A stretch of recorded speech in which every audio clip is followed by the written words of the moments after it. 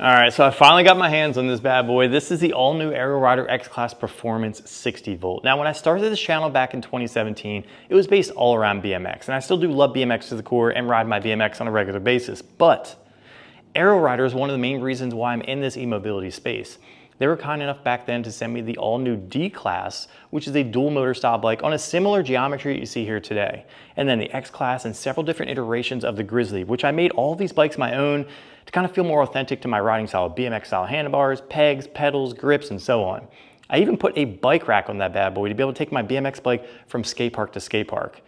Actually, I should probably do that here. We would get from skate park to skate park so fast. Whoa. We're getting ahead of ourselves. We're gonna have to do that in a later video. Today, we're checking this bad boy out. Let's get this thing on the road, see what it's capable of.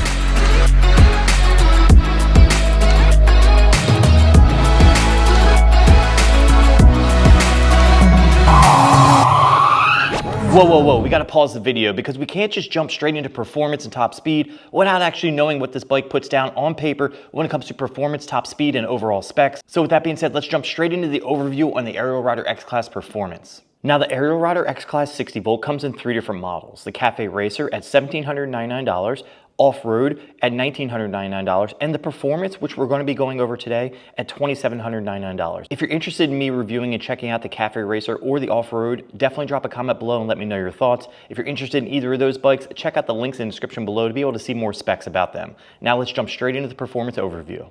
So like I was saying, we are reviewing and checking out the Performance model, which retails for $2,799, and we're gonna go over all the upgrades to see if these upgrades are actually worth that price jump, starting with the extra battery you're getting that is worth $599.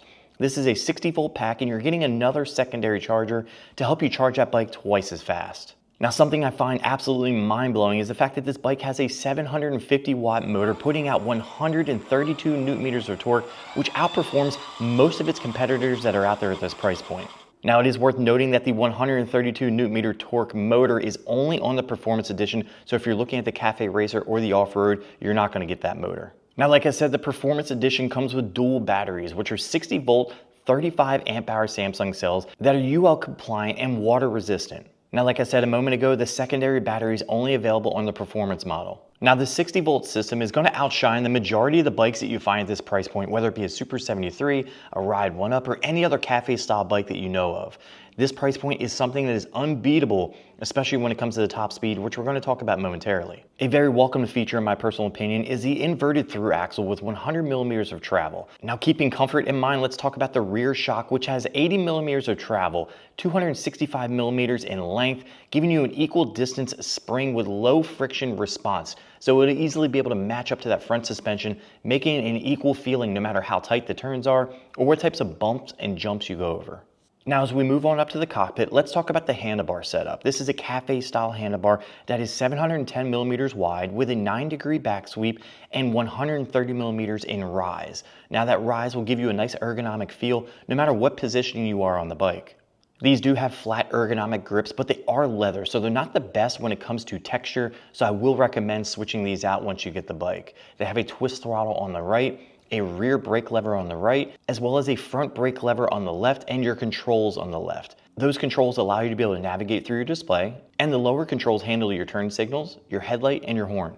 And front and center is a beautiful display that can be seen no matter what the type of scenario is. No matter how harsh the sun has been on my rides, I've been able to see what my top speed is, and I've been able to see what pedal assist level that I'm in.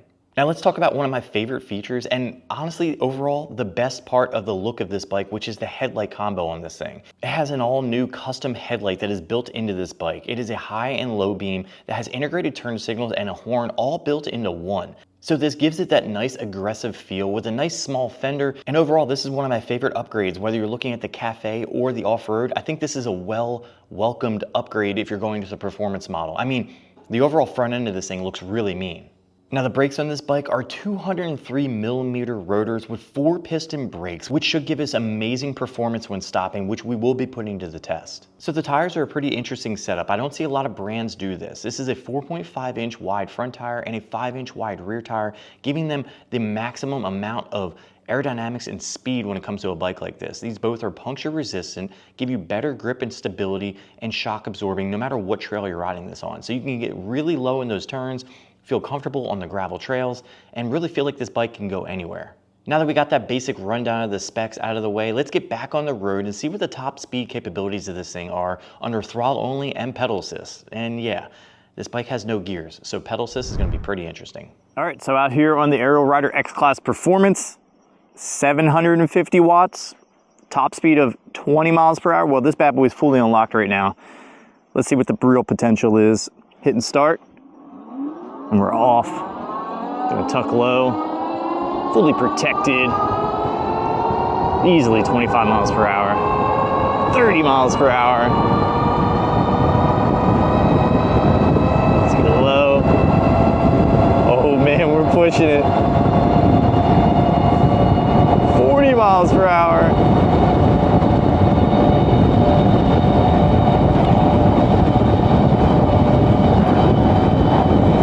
Woo, this thing is so fast. So let's test these brakes out. We're not going to come to a skid, but I at least want to see a controlled stop in 3, 2,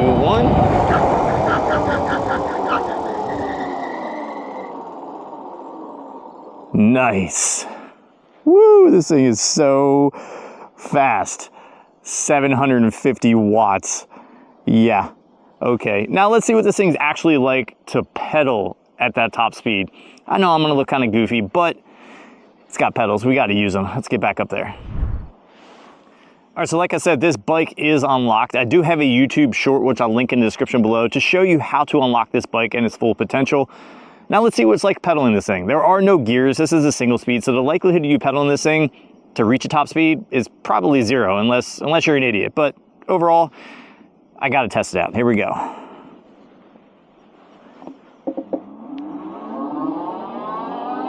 Not the most comfortable thing ever, but if you need to look incognito, this is what you would look like pedaling your butt off.